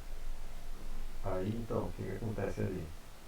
A gente tem exatamente essa estrutura do detergente, uma parte polar e uma parte apolar. A parte polar vai se conectar à água, a parte apolar vai se conectar ao, é, à gordura.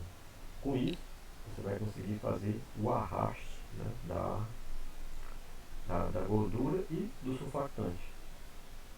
E o resultado final é a limpeza do material, ou seja, a limpeza nada mais é do que retirar a gordura, né, arrastar a gordura que ficou aderida ali na superfície da louça, né, do talher.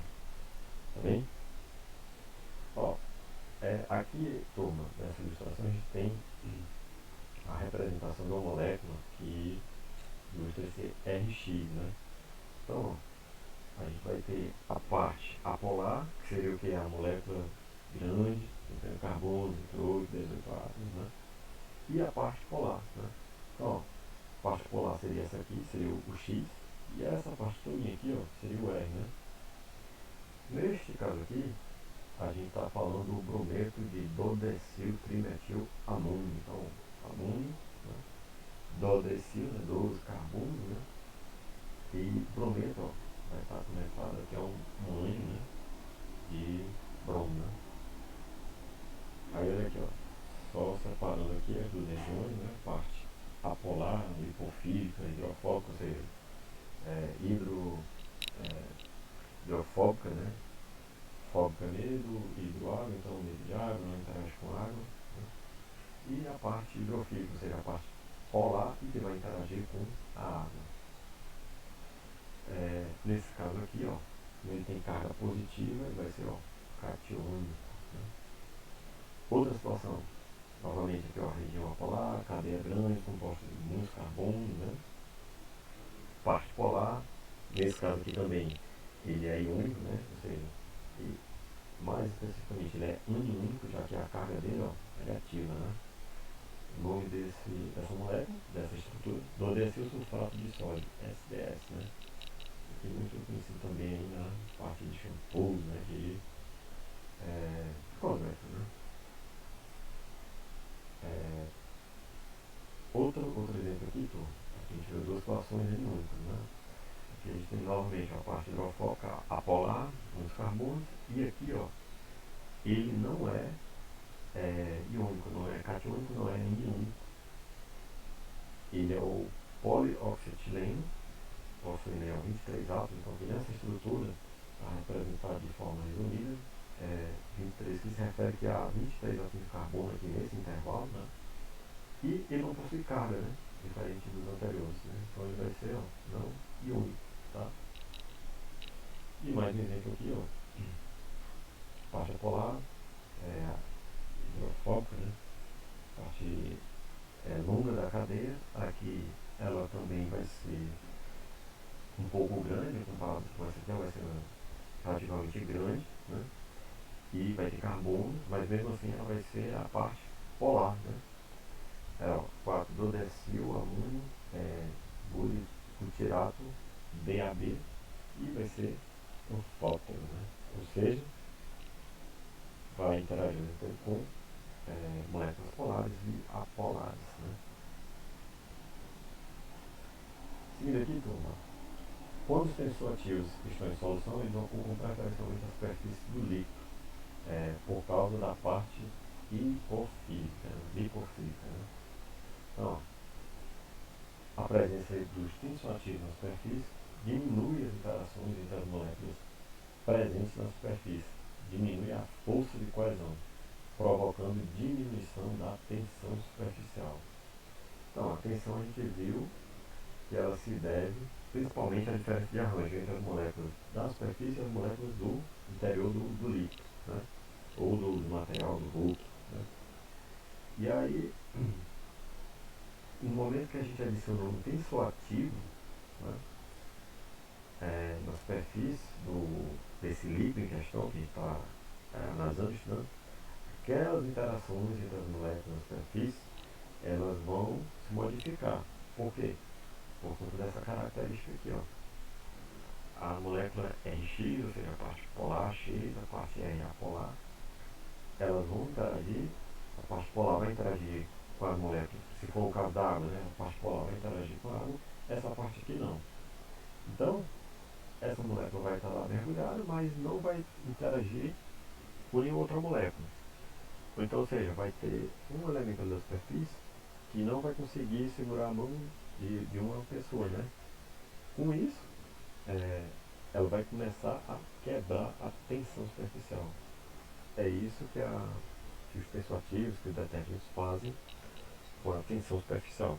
Naquela ilustração lá do inseto, andando sobre a água, se a gente pingar ali algumas gotinhas de detergente, ele vai afundar, né? Porque a tensão vai ser rompida pela presença do detergente, né, do surfactante. Quando o aumento da concentração do tensoativo não influencia consideravelmente na tensão superficial, os tensoativos se aglomeram espontaneamente, formando agregados moleculares conhecidos como micelas. A gente vai ver melhor isso aqui, tá? Mas basicamente a gente vai ter uma estrutura parecida com essa aqui, uma região polar e outra apolar, e dependendo da situação, pode ser que eles comecem a se aglomerar. Essa aglomeração dessas moléculas aqui é conhecida como micelas. Eles vão formar estruturas que são denominadas de micelas, ou seja, a parte interior toda polar, a parte exterior polar, né? Seria o caso dessa molécula aqui, ó, interagindo com ela mesma. Então a parte de dentro da esfera que ela vai formar vai ser só polar, a parte exterior só apolar, né? Então, quando o aumento na concentração do tensoativo não influencia consideravelmente na tensão superficial, ou seja, não modifica a tensão, os tensoativos se aglomeram espontaneamente formando agregados moleculares. Só um instantinho, turma.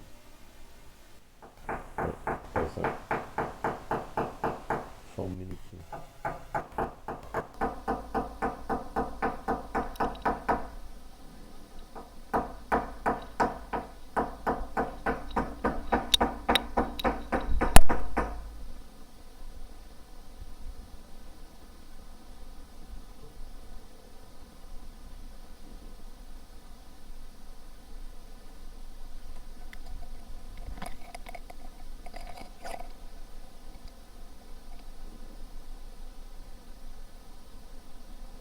Sim, turma, voltando. Desculpa aí, turma. Voltando aqui a essas definições, ó.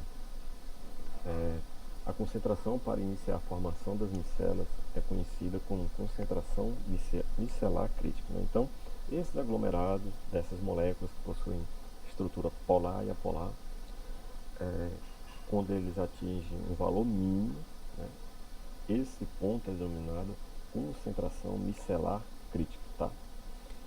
O valor da CMC depende da natureza do tensoativo, ou seja, essa concentração micelar crítica vai depender da natureza do tensoativo, da temperatura do solvente. Tá? Desses três fatores: natureza, tensoativo, temperatura e natureza do solvente. Vamos adiante. Ó. Deixa eu ver se essa ilustração aqui ela... Ó, vamos ver esse vídeo aqui, turma.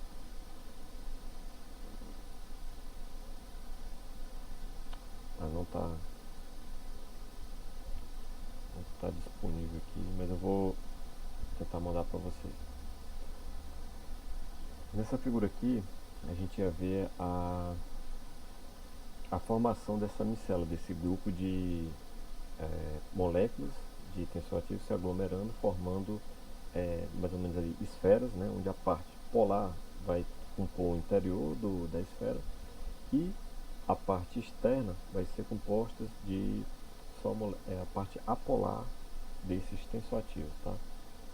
Ele não está funcionando, eu vou enviar para vocês depois. Tá? Então, turma, que vai consistir aqui o nosso trabalho? Determinar a tensão superficial de soluções aquosas de dodecilsulfato de sódio, SDS, em diferentes concentrações. Tá? A gente tem aqui a estrutura, né? Então o SDS vai ser exatamente essa estrutura aqui, ó, né?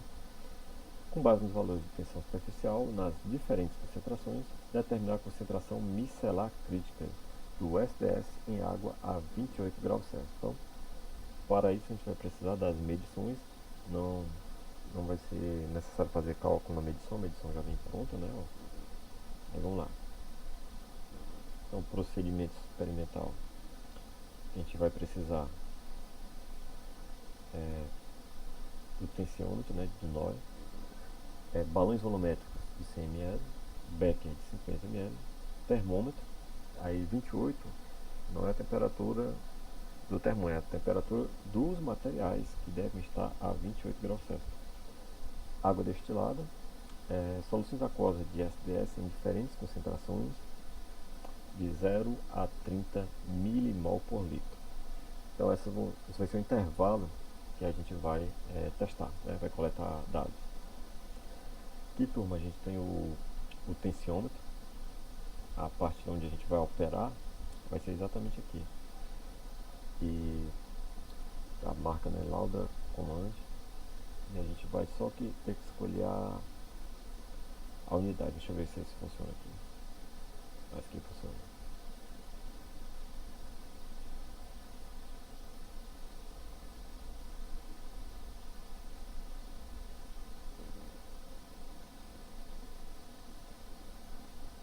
Depois que a gente põe lá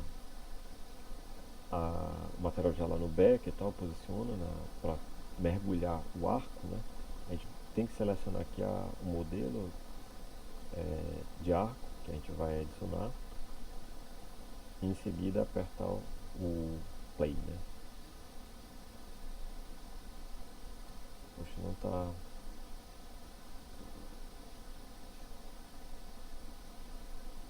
processando.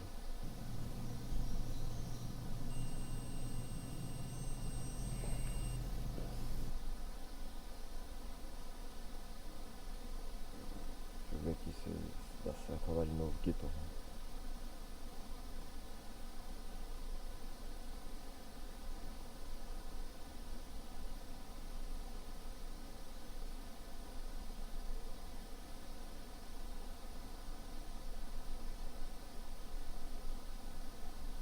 Não está aparecendo. Bom, vamos adiante, né? Bom, aqui vamos tentar ver aqui, ó, as medidas, né? Agora, ó, a medida de tensão superficial da solução de SDS na concentração de 1,25 milimol por litro. Então, essa aqui vai ser a concentração. Após fazer o mergulho, a gente teve essa unidade aqui, ó. A tensão dessa medida aqui foi 0,2. Vamos lá aqui, ó. Vamos aqui. Deixa Deixa eu ver se funciona.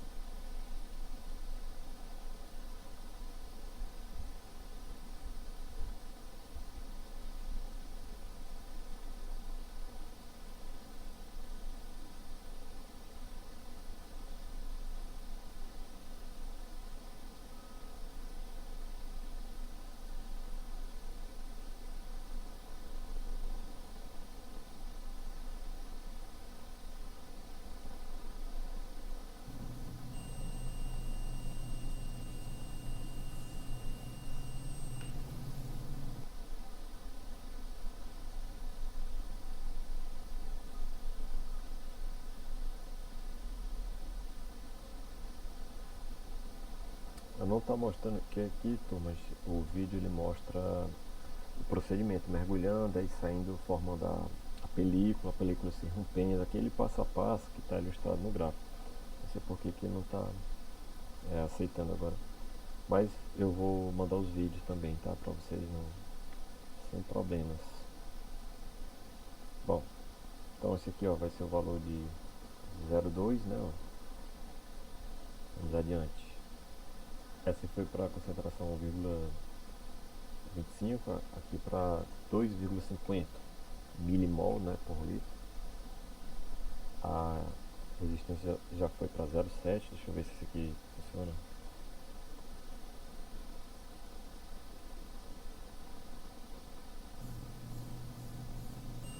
A imagem tá parada, tá saindo só o som. Esse bip é o momento em que ele encerra a análise. Aí você vai lá no display e verifica o valor que ele registrou.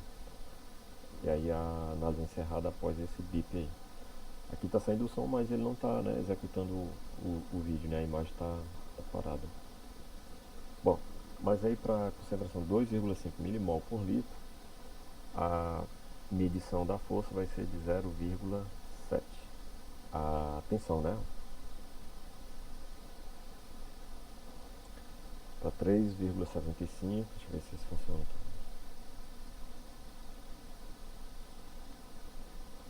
O bicho tá com preguiça de trabalhar hoje no Media Play.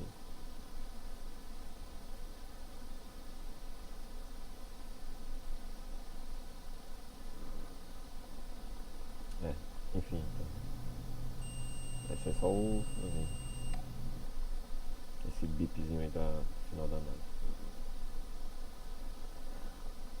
Bom, vamos adiante aqui.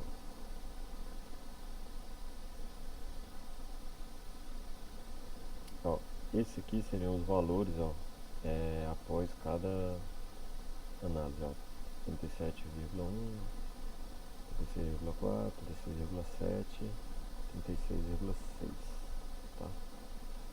Aí, ó, 5 milimol por litro, aqui as diferentes concentrações, né?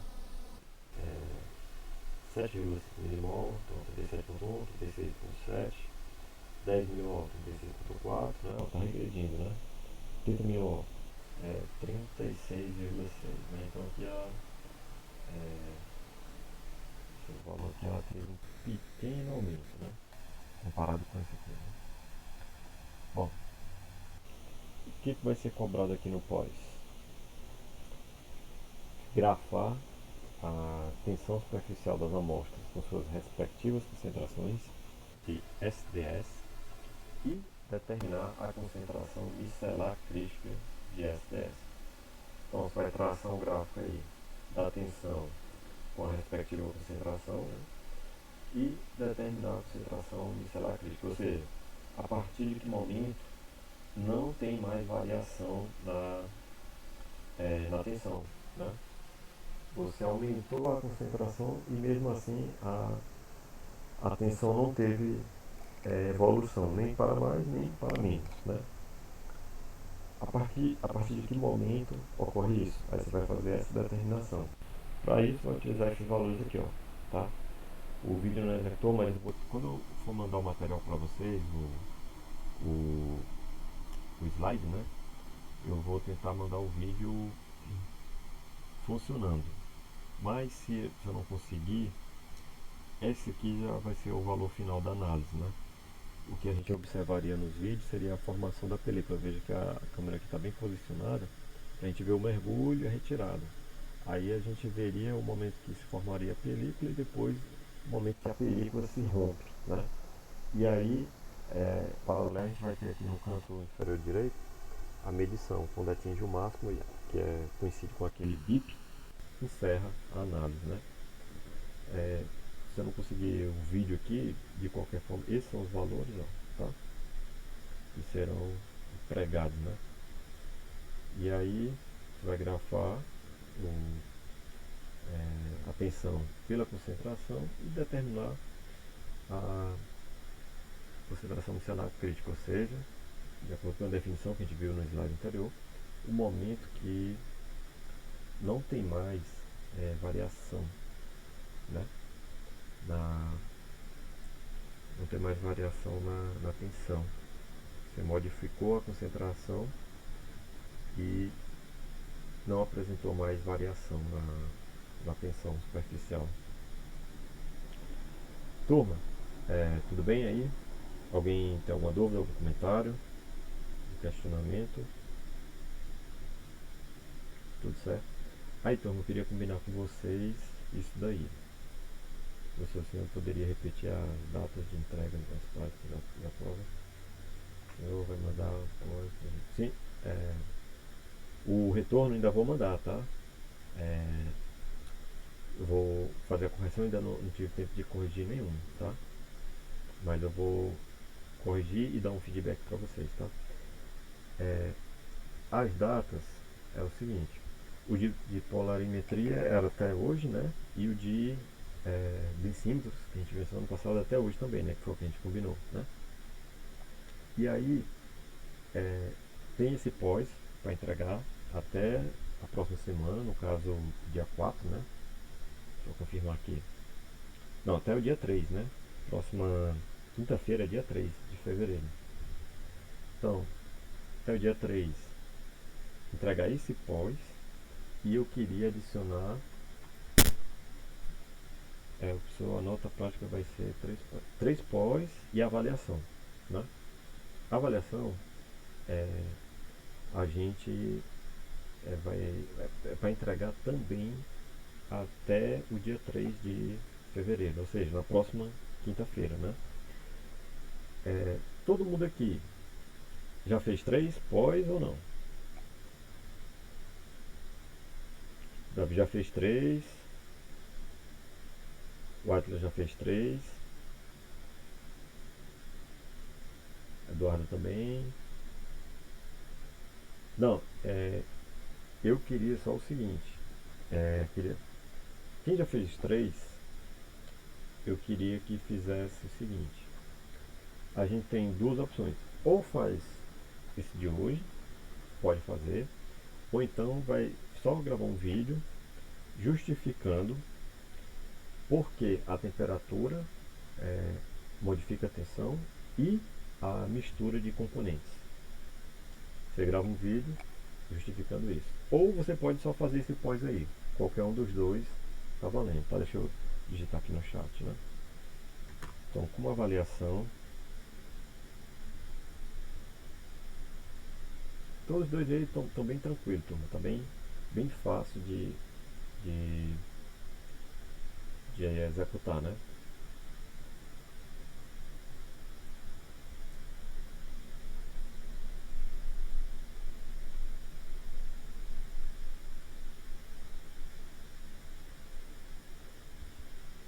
Então, você pode fazer, essa é uma opção, na avaliação, você fazer o pós de tensão superficial, ou você pode gravar um vídeo respondendo por que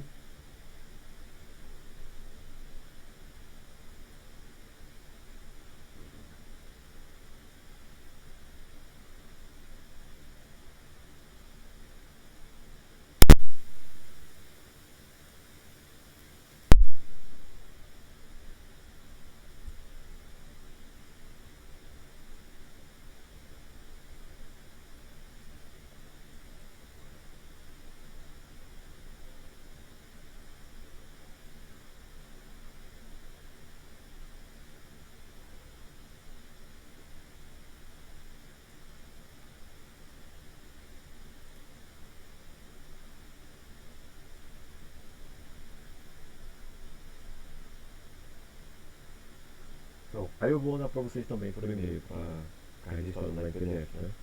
Então, quem não entregou três, vai precisar entregar três, né, ainda. Quem já entregou os três, o senhor poderia enviar os PDFs do vídeo da prática, né, da semana passada e de hoje. Posso sim. Eu tentei enviar, cara, eu acho que o servidor deu algum probleminha, mas teve outro aluno também que eu tentei e voltou, não deu certo. Mas me disponibiliza aí o seu e-mail, Gmail de preferência, que aceita uma quantidade de dados, né? Eu tentei, mas ele voltou, deu alguma coisa aí, não aceitou, não reconheceu. Mas aí eu envio sim, tá? Na semana passada. Então, turma, quem já entregou três não precisa fazer esse pós, né? Mas vai ter que me responder isso aqui, ó. Porque a tensão superficial muda com a temperatura e com a mistura de componentes. Vai ter que justificar isso aqui. Grava um vídeo lá justificando isso aí, tá bom? Bem simples. Beleza, cara, eu vou mandar. E aí, é, quem precisa entregar três, vai ter que fazer esse pós, né? E responder essa pergunta. Quem já entregou três, pode fazer esse pós se quiser, que está bem simples, só traçar o gráfico lá e determinar a concentração estelar crítica. Ou responder essa pergunta. Qualquer um dos dois eu vou aceitar, tá bem? Sendo que quem está precisando da nota desse pós, vai precisar fazer o pós e responder a pergunta, tá bom? E quem já entregou três, tem a opção de fazer o pós se quiser, ou responder essa pergunta aí gravando no vídeo também. Beleza, pessoal? Tudo bem? E tudo isso aí é para entregar até o dia 3. Tá bem tranquilo, qualquer um dos dois aí, turma, é, tá bem aceitável, né? Acho que não tem nenhuma dificuldade aí, né? Aí, um segundo